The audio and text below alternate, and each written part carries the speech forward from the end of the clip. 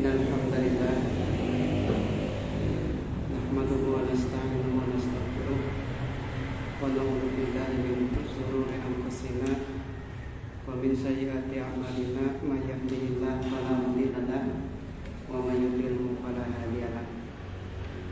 Asyhadu an la ilaha illallah wa asyhadu anna Muhammadan abduhu wa rasuluhu la ilaha illallah. Qala Allah Ta'ala fil Qur'anil Karim, a'udzu billahi minasyaitonir rajim. Laqad kafara alladziina qalu innallaha thalithu tsalatsa. Al-ayat. Hadirin domba-domba yang tersesat yang mudah-mudahan kedatangan kita ke masjid atau ke majelis taklim ini menjadi suatu amalan bagi diri kita agar senantiasa kita beristiqomah di dalam mencari ilmu yang mudah-mudahan bermanfaat bagi diri kita dan bagi Bapak Ibu yang ada di masjid ini, dan mudah-mudahan dengan kedatangan kita ke masjid ini menjadi satu jalan menuju kepada Allah Subhanahu wa taala. Hadirin rahimakumullah, sesuai dengan yang telah dijanjikan bahwa pada malam ini kita akan membahas tentang pandangan Al-Quran terhadap Trinitas. Tapi mohon maaf, di sini tidak tertera satupun ayat-ayat dalam Al-Quran. Kenapa? Karena saya yakin bahwa kita sangat mengimani, kita sangat pasti memahami bahwa agama kita mengajarkan bahwa agama kita menganut Unitarian yang memang tidak menganut paham Trinitarian, sehingga bagi kita hanya cukup memahami saja apa yang terkandung dan apa yang termaktub di dalam kitab-kitab selain dari Al-Quran. Hadirin rahimakumullah, patut diketahui bahwa apa itu Trinitas, karena di sini pembahasannya tentang Trinitas. Kita harus mengetahui apa itu Trinitas. Trinitas adalah 3 oknum tetapi satu. Satu di dalam 3, 3 di dalam 1. Pemahaman ini berbeda dengan pemahaman agama kita. Kenapa? Karena yang dimaksud dengan Trinitas itu bukan sifat, tetapi oknum. Berbeda dengan kita, Allah itu zat, atau dalam bahasa mereka oknum. Tetapi yang 99 itu adalah sifat yang melekat pada Allah tersebut. Satu contoh, saya ini pemurah, saya ini pemberi. Pemurah dan pemberi itu bukan oknum, akan tetapi sifat. Sifat yang ada pada orang tersebut adalah pemberi, pemurah. Berbeda dengan Trinitas.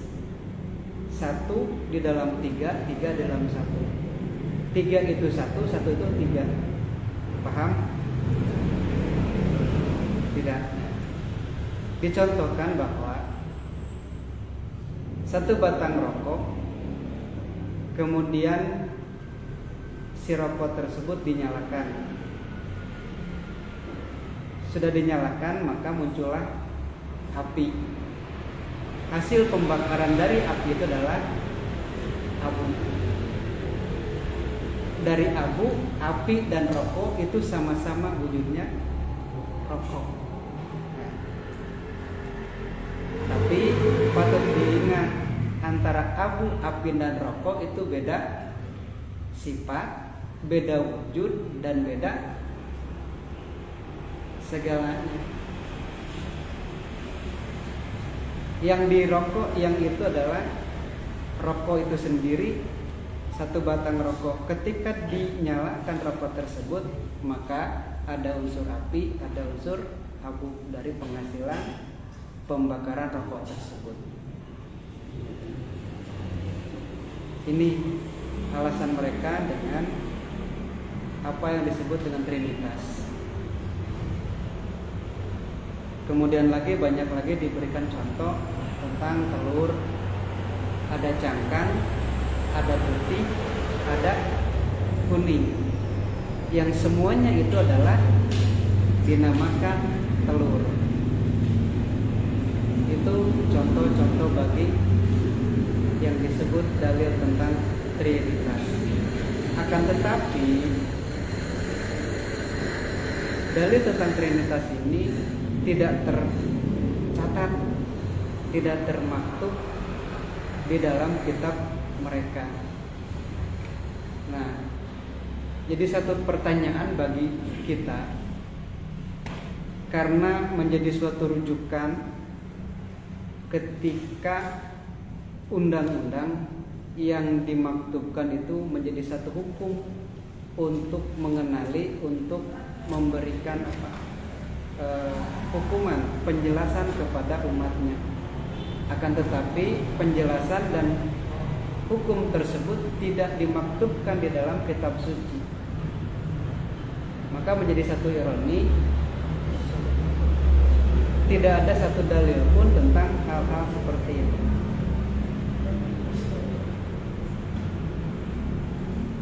Hadirin rahimakumullah, maka Trinitas adalah 3 oknum tetapi satu. Tuhan yang Maha Esa beroknum 3, tetapi tidak bercampur antara yang satu dengan yang lainnya. Salah satunya tidak lebih besar dan tidak lebih kecil dari yang lainnya, tidak lebih dulu dari yang lainnya. Ini ungkapan mereka dan alasan-alasan mereka dengan dalil-dalil bahwa Trinitas itu seperti ini penjelasannya. Dengan demikian, karena mereka itu menganut paham Trinitas, beda dengan kita, ya, umat Kristiani mempercayai bahwa Tuhan itu terdiri dari 3 oknum yang menjadi satu, yang disebut dengan Trinitas atau Tritunggal. Istilah tersebut baru dipakai pada abad ketiga oleh Bapak Gereja di Afrika Utara, Tertullian. Walaupun semua tokoh Kristen sulit memberikan penjelasan yang dapat diterima oleh rasio manusia. Munculnya Trinitas ini ketika Muktamar apa? Nisea yang kedua. Kalau Muktamar yang pertama itu pembahasan tentang, sudah dijelaskan, Muktamar Nisea yang pertama menjelaskan atau menerangkan tentang ketuhanan Yesus. Itu pada Muktamar yang pertama. Muktamar yang kedua adalah menerangkan atau bahasanya teh. Yang tadinya satu Tuhan menjadi 2 Tuhan. Yang ketiga ini adalah menjadi 3 Tuhan. Ya.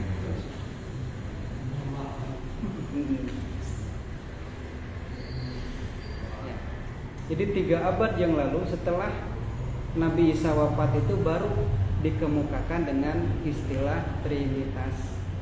Berarti dengan demikian Isa sendiri tidak mengetahui bahwa dirinya pertama dianggap Tuhan, yang kedua dijadikan Tuhan, dan yang ketiga dijadikan anak Tuhan. Nabi Isa tidak mengetahui. Begitupun Yesus Selama berabad-abad, bahkan ribuan tahun, bahkan sampai sekarang pun, ketika kita menginginkan satu pendapat dari mereka tentang trinitas tersebut, penjelasannya berbelit-belit. Kenapa saking sulitnya kita menerima rasio kita dengan mengatakan bahwa Tuhan itu satu tapi tiga, Tuhan itu tiga tapi satu. Lamun orang menjelaskan Allah teh hiji cukup, orang kurasio getos kena udah paham Tuhan itu satu, paham. Ketika suatu daerah dipimpin oleh 2 RT, yang terjadi paseanya komo tilu da batas nage opatnya.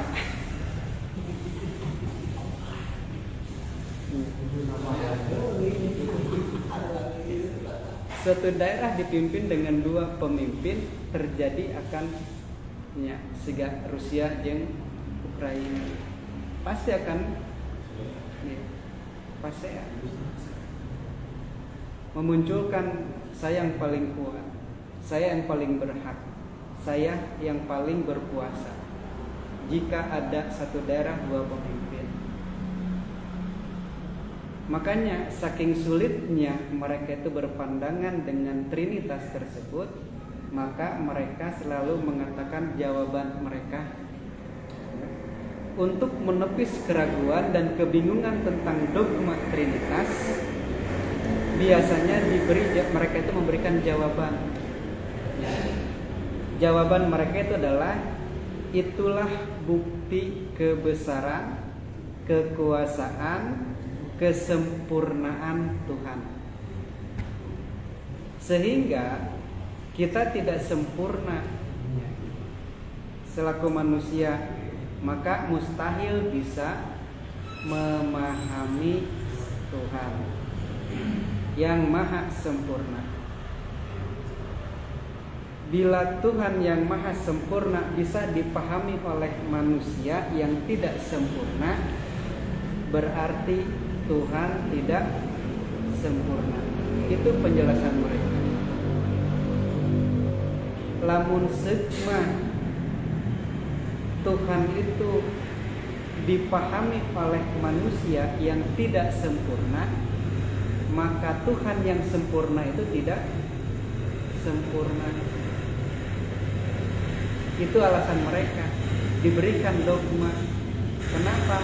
Karena saking sulitnya memberikan penjelasan tentang satu ya, di dalam tiga di dalam satu. Kalau kita menjelaskan Ar-Rahman, Ar-Rahim, terus Al-Qudus dan sebagai 100 sifat Allah. Kalau kita bisa menjelaskan bahwa 99 nama tersebut bukan oknum, akan tetapi sifat yang ada pada Allah tersebut. Paham kan? Kita paham. Kenapa? Karena 99 nama tersebut bukan oknum. 1 di dalam 99 di dalam 1. Coba, kan bayangnya lebih liar kan. Tapi karena ini bukan oknum, maka kita orang yang awam pun pasti paham.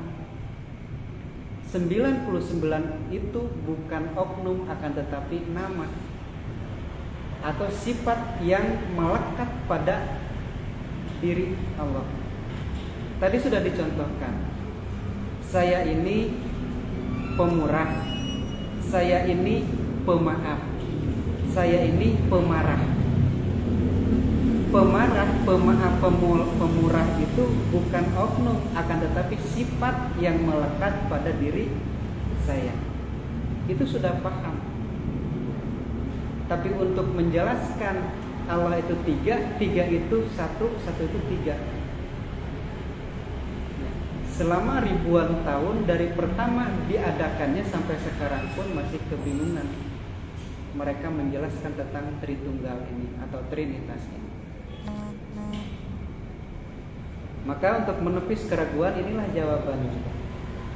itulah bukti kebesaran, itulah bukti kekuasaan, itulah bukti kesempurnaan Tuhan. Sehingga kita sebagai manusia yang tidak sempurna mustahil bisa memahami yang maha sempurna. Jadi kita selaku manusia yang tidak sempurna mustahil untuk memahami yang tidak sempurna.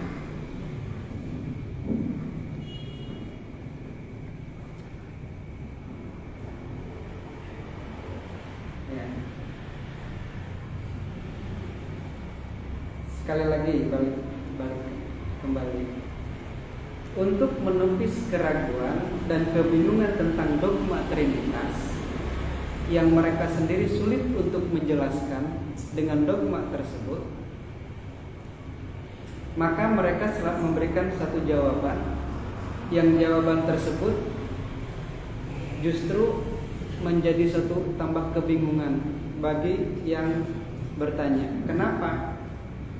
Karena mereka mengatakan bahwa itulah bukti kebesaran, bukti kekuasaan, bukti kesempurnaan Tuhan. Sehingga kita selaku manusia yang tidak sempurna mustahil bisa memahami yang maha sempurna. Padahal lamun urang hayang deket jeung Allah, urang kudu apalnya. Lamun teu apal, cek mun bahasa Jawa mah lamun naon? Lamun teu cinta enak, mun teu apal moal cinta itu. Oh, tak kenal maka apal namanya. Nah, eta ya. Gitu. Makanya kalau kita ingin semakin dekat dengan Allah, kenali Allah itu sendiri. Ya. Nah, kalau kita ingin mendekati Allah, kenali Allah itu sendiri. Bagaimana keinginan Allah, gitu kan? Dengan apa? Mendekati apa yang diperintahkan, menjauhi apa yang dilarang. Lamun orang terkenal jeung Allah, pasti jauh jeung Allah. Itulah hadirin rahimakumullah yang menjadi jawaban dari mereka karena sulitnya mereka untuk memberikan jawaban dogma Trinitas tersebut.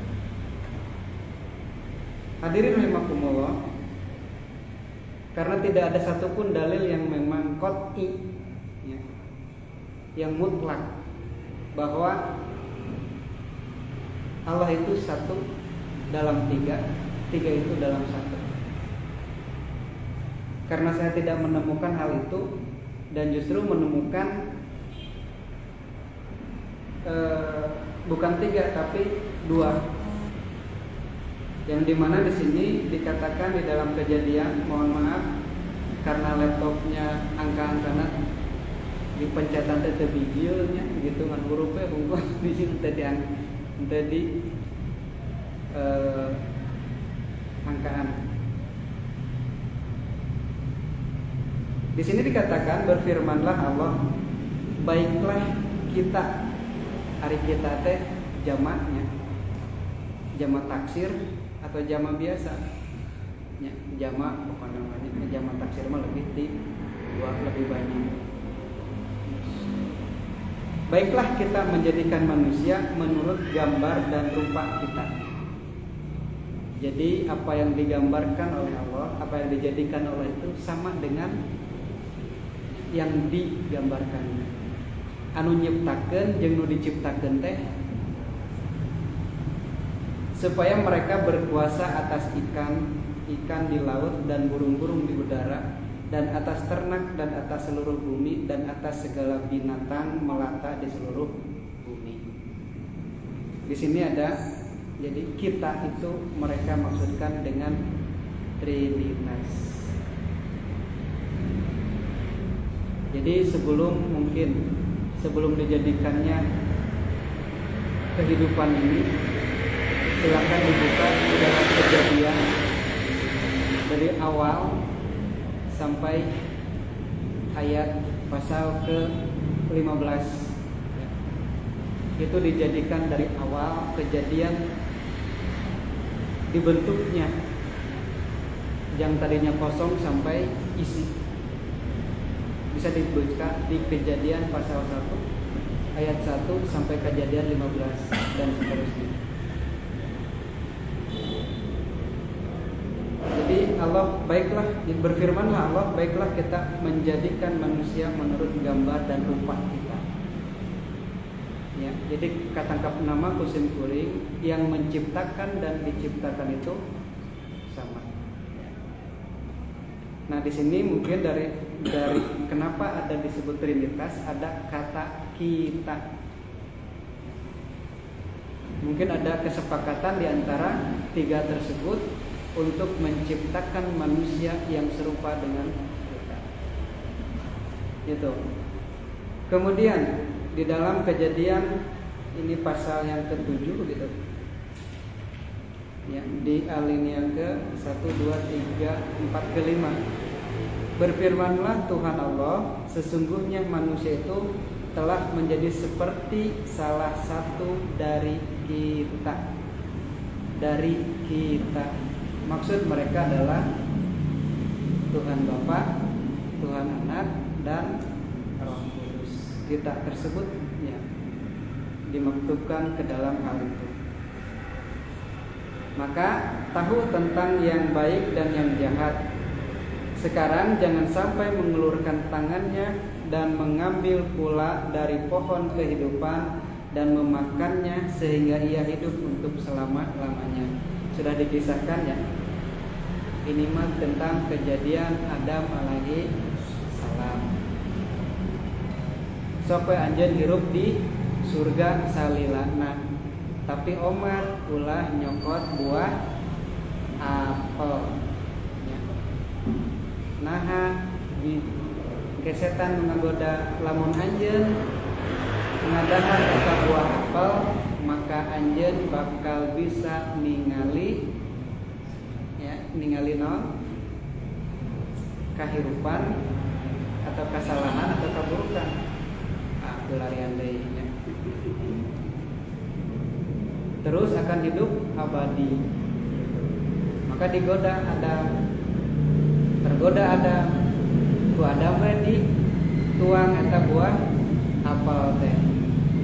Jadi we nya aya anekdot Nabi Adam sateu pas di tuang ditelek tapi teu acan ka kanu perut gitu nya.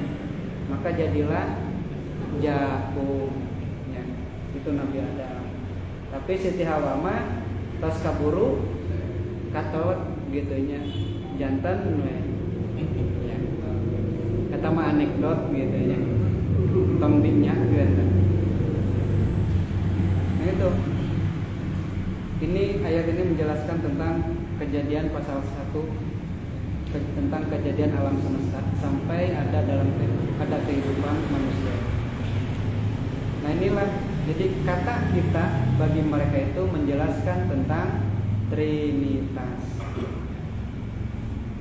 Kemudian lagi, sesungguhnya manusia itu telah menjadi seperti salah satu dari kita, tahu tentang yang baik dan jahat. Sekarang jangan sampai mengulurkan tangannya dan mengambil pula dari buah pohon kehidupan dan memakannya sehingga ia hidup untuk selama-lamanya.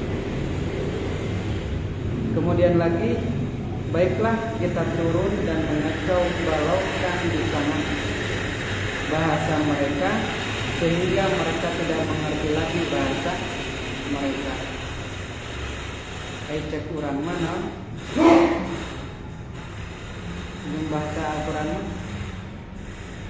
wajahna subang wakoba ila lita'arofu. Di bahasa orang mah kudu saling mengenal. Kenapa? Karena Allah menjadikan manusia itu berbangsa-bangsa, bersuku-suku, berbahasa. Untuk apa? Lita'arofu. Bahasa Al-Quran namanya untuk saling mengenal. Kenapa? Karena kita tidak memahami adat istiadat, bahasa, kultur. Itu kita tidak paham. Kenapa? Karena beda. Entong boro beda negara. Antara kota Bandung jeung Kabupaten Bandung beda gitu bahasanya, gaya bicara, adat istiadat gitu. Simkuring orang Bandung dongkap ka dieu dan ulang oge gitu kan. Nah, di dieu mah kieu nya gitu. Berarti sudah beda. Untuk apa? Lita'arruf, itu bahasa Al-Qur'an. Entong disamikeun di bahasa ieu nya. Baiklah kita turun. Saha eta nu kita teh? Nya. Apa? Baiklah kita turun dan mengacau balaukan. Apakah sifat seperti ini ada pada Tuhan kita? Mengacau balaukan di sana bahasa mereka sehingga mereka tidak mengerti lagi bahasa mereka. Antara satu dengan yang lain tidak mengerti bahasanya. Silakan cari di dalam kitab Kejadian. Nah, kalau ini udah familiarnya dalil ieu mah. Pada mulanya adalah firman saha? Firman Syah Putra sanes. Pada mulanya adalah firman. Firman bersama-sama dengan Allah, maka dan firman itu adalah Allah gitu. Jadi maksud nate meureun simkuring sasarengan sareng si A, maka simkuring ini jadi A. Paham?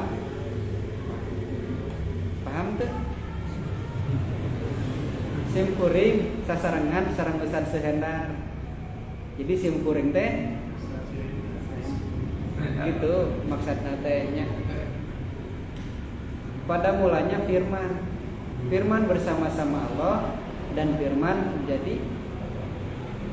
Maksud mereka adalah firman tersebut jadi firman, tulisan-tulisan, kata-kata ya. Sebelum terciptanya alam semesta, maka berbentuk firman. Jadi ada dua oknum pada waktu itu. Yang pertama Tuhan itu sendiri, yang kedua firman. Mungkin salah juga ya, mohon diluruskan gitu. Nah, ketika firman itu bersama dengan Allah, maka wujud firman itu berwujud menjadi Allah, menjadi Tuhan. Terpaham dengan awalnya. Jadi kedah kumaha abdi ngajelaskeun dia. Menurut anggapan mereka, mulanya firman itu ungkapan atau lisan yang dikeluarkan, itu kan firman ya. Pada mulanya firman, kemudian firman itu bersama-sama dengan Allah. Mungkin karena ada sesuatu yang klop ya, segala klop geus jadi melebur menjadi satu, jadi Tuhan gitu. Ya, katangkepen ya henteu nyatos we ka hati teu ka hati tawar we. Ini adalah firman-nya surat yang memang familiar di kalangan mereka untuk mengelabui dan untuk memberikan pemahaman mereka agar kita jadi muncul bahasa Indonesia makabita dengan ajaran mereka.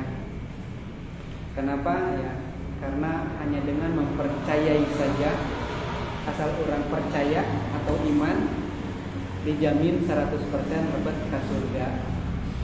Urang mah nya geus iman ka Allah sateker kebek gitu, teu dijamin asup surga. Cing, lamun dina ieu mah nya urang teh kabita deui. Ku percaya wae gitu geus pasti dijamin, urang mah teu dijamin gitu. Ku iman, ku percaya, ku salat sateker kebek, teu dijamin asup surga. Da urang mah kan insya Allah eta teh kan mudah-mudahan. Ya, panginten meureun urang teh asup surga. Tuh. Eta jadi eta jadi motivasi bagi mereka untuk memberikan pemahaman dan ajaran mereka. Ini salah satu firman yang familiar. Hadirin rahimakumullah.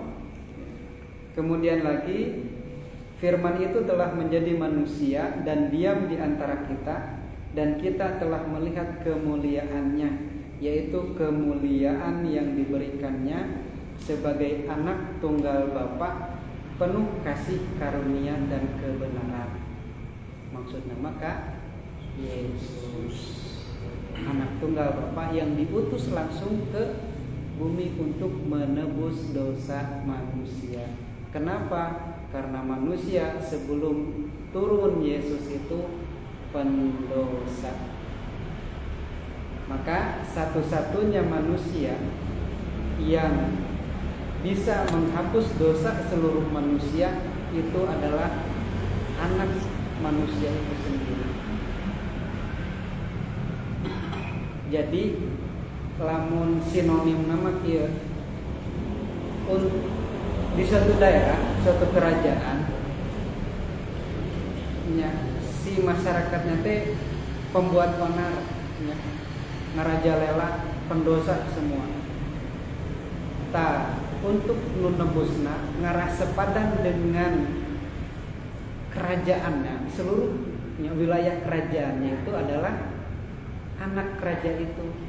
Kenapa? Karena hamba sahaya tidak sepadan dengan seluruh rakyat kerajaan itu. Maka yang lebih sepadan dengan kerajaan tersebut, maka anak raja tersebut sepadan dengan seluruh rakyat yang ada di kerajaan tersebut. Maka untuk menebus dosa-dosa manusia di bumi ini, jadi yang harus ditumbal, bahasa tumbalkannya, yang harus dikorbankan itu adalah anak yang membuat alam semesta ini. Maka itu sepadan dengan seluruh manusia yang ada di bumi ini. Maka dikorbankanlah anak tunggal. Dikorbankan. Kenapa? Untuk penyepadan. Ya. Lamun dosa seluruh alam dunia ini ya, pami ditebus ku usan Suhendar moal katebus. Gitu. Makanya Yesus turun untuk dikorbankan menebus dosa-dosa manusia. Ya. Makanya firman itu telah menjadi manusia dan diam di antara kita. Itu dalil.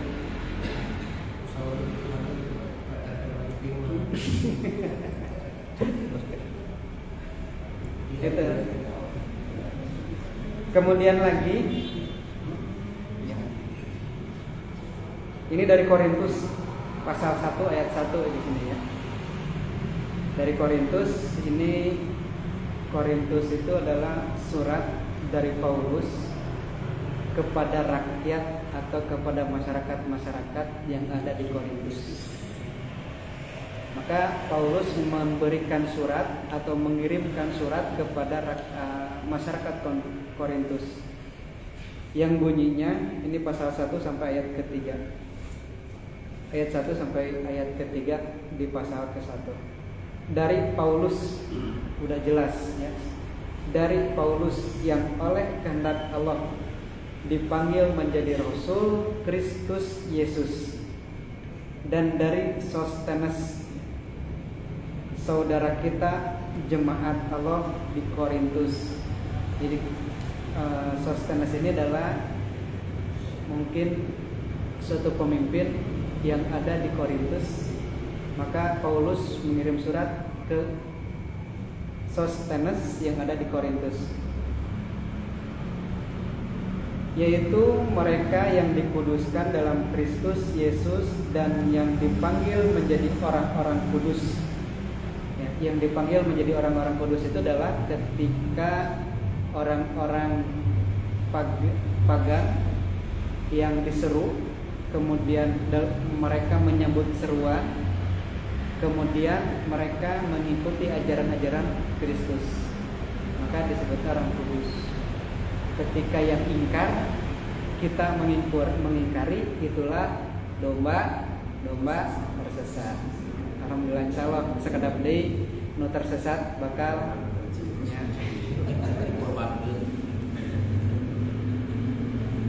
yang dipanggil menjadi orang kudus dengan semua orang di segala tempat yang berseru kepada nama Tuhan kita Yesus Kristus, yaitu Tuhan mereka dan Tuhan kita, kasih karunia dan damai sejahtera dari Allah Bapa kita dan dari Tuhan Yesus Kristus yang menyertai. Dua. Jadi saya sendiri menemukan hanya 2 oknum saja yang terdapat dan termaktub di dalam Alkitab, dan itu pun masih ada dalam kerancuan bagi diri saya sendiri. Kenapa? Karena di ayat yang lain banyak ayat-ayat yang mengatakan bahwa saya itu bukan Tuhan, tapi saya itu adalah hamba Tuhan. Nah, kalau mereka memandang bahwa sebagian ayat yang dibenarkan kemudian ayat yang lain disalahkan, maka ayat yang mana yang harus dibenarkan, yang ditampilkan? Itu pertanyaannya. Kenapa? Karena ketika berpandangan hal seperti ini, ketika Yesus itu adalah manusia belaka, Yesus itu adalah hanya manusia biasa, tapi kata mereka Yesus adalah Tuhan.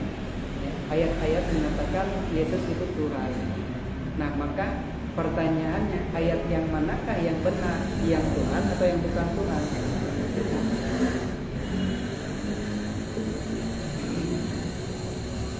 Maka di dalam Korintus pasal 1 ayat 1 sampai 3 ini juga mengatakan bahwa oknum Tuhan itu ada 2. Yang pertama Bapa itu sendiri, yang kedua Yesus itu sendiri.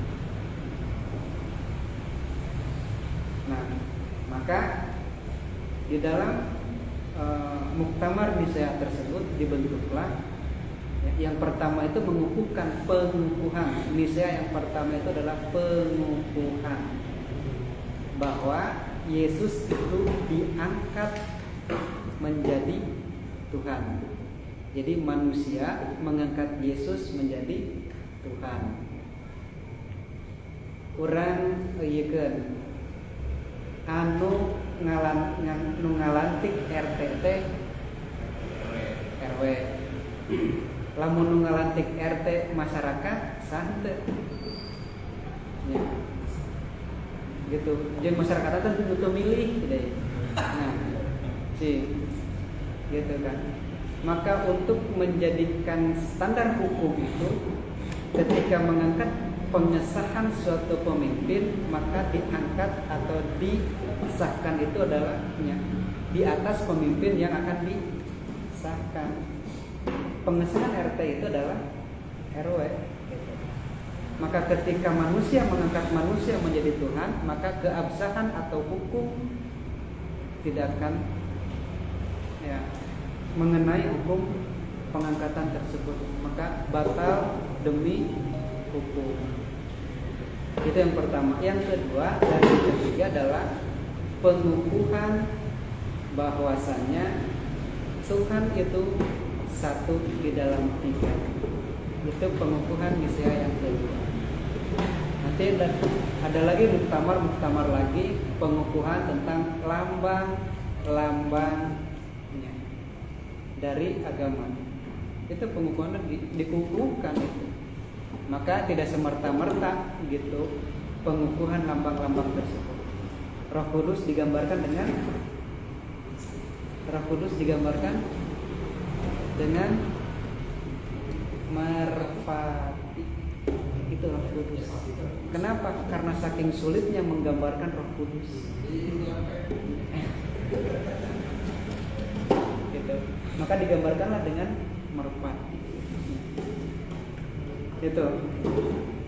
Kemudian yang terakhir, Yesus mendekati mereka dan berkata kepadaku, telah diberikan segala kuasa di sorga dan di bumi. Karena itu pergilah Ini ayat yang sangat familiar juga ya. Oleh sebab itu, maka karena itu pergilah, jadikanlah semua bangsa muridku, dan baptislah mereka dalam nama Bapa dan Anak dan Roh Kudus, dan ajarlah mereka melakukan segala sesuatu yang telah diperintahkan kepadamu, dan ketahuilah aku menyertai kamu senantiasa sampai akhir zaman. Ini ayat yang memotivasi mereka untuk menjadi misi. Sudah dijelaskan, agama di dunia ini yang paling eksis menyebarkan hanya dua. Pertama, Kristen. Kedua, Islam. Agama yang masih eksis menyebarkan sampai hari ini. Kenapa Yahudi? Kalau kita menjadi orang anggota jadi agama Yahudi, tidak akan pernah diakui. Gitu. Ya. Disebut nage ketika orang Yahudi menikah dengan orang luar orang Yahudi, di luar orang Yahudi, maka anaknya disebut anak haram. Nah, berarti lamun aya nu nikah ke orang Yahudi, maka orang Yahudi menganggap anaknya itu adalah anak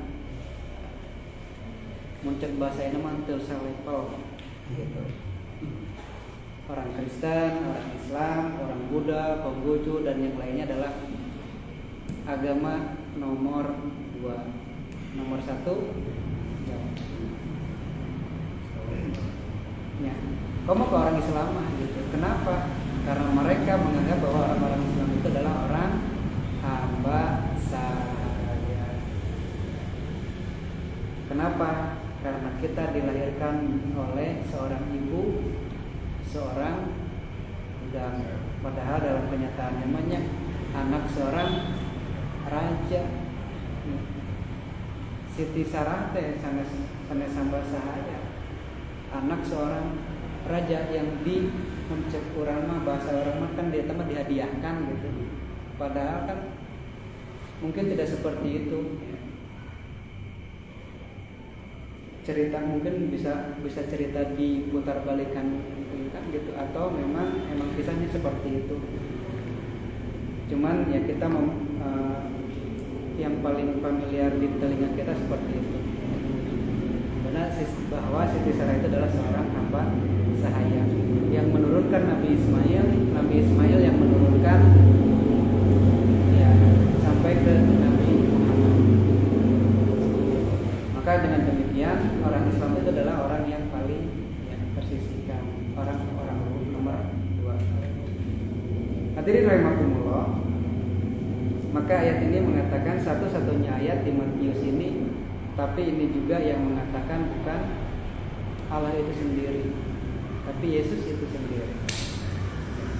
Atau mungkin hanya Matius sendiri yang menggambarkan bahwa ayat ini yang menulis ayat ini. Hadirin rahimakumullah, maka dari sekian banyak ayat, jadi unsur oknum 3 tersebut tidak terdapat dalilnya. 3 oknum tersebut. Kemudian lagi dari semua ayat-ayat tersebut, jelaslah bagi diri kita bahwa memberikan pemahaman yang benar itu bahwa setiap ayat-ayat yang diutarakan di dalam Alkitab itu sendiri mengatakan bahwa mereka juga justru seharusnya menganut paham Unitarian yang tidak memandang bahwa Tuhan itu 3 dalam satu di dalam 3. Tapi seharusnya Alkitab itu sendiri menjelaskan bahwa Tuhan itu 1. Itu Alkitab itu sendiri mengatakan.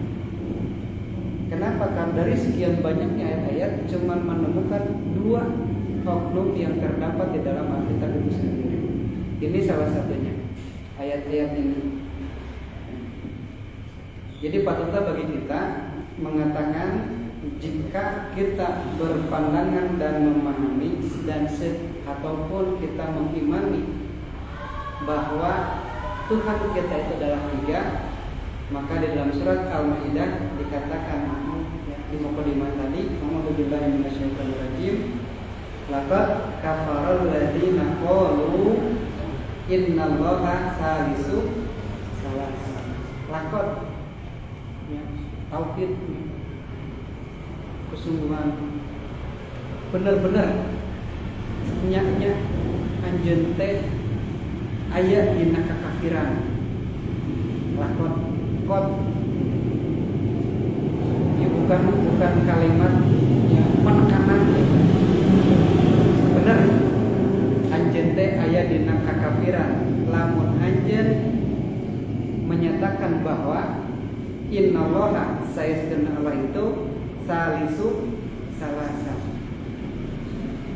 Ayat dina tilu ayat tilu itu salisu salasan dijelaskeun deui ya kan. Tilu maksudnya teh gitu. Kafir anjeun. Tong borok itu nya tilu ngaduakeun Allah wae. Ieu ngatilukeun kafir. Laqad kafar. Estu bener-bener anjeun aya dina kakafiran. Makanya alhamdulillah kita menganut pemahaman unitarian yang mengesahkan Allah. Maka surat Al-Ikhlas menjadi pelantara jawaban bagi diri kita. Qul huwallahu ahad. Cukuplah bagi Allah itu satu esa. Tong aya Allah ilah-ilah anu lain. Kenapa? Kalau kita memberikan pemahaman ada ilah yang lain, maka kita termasuk orang-orang yang kafir.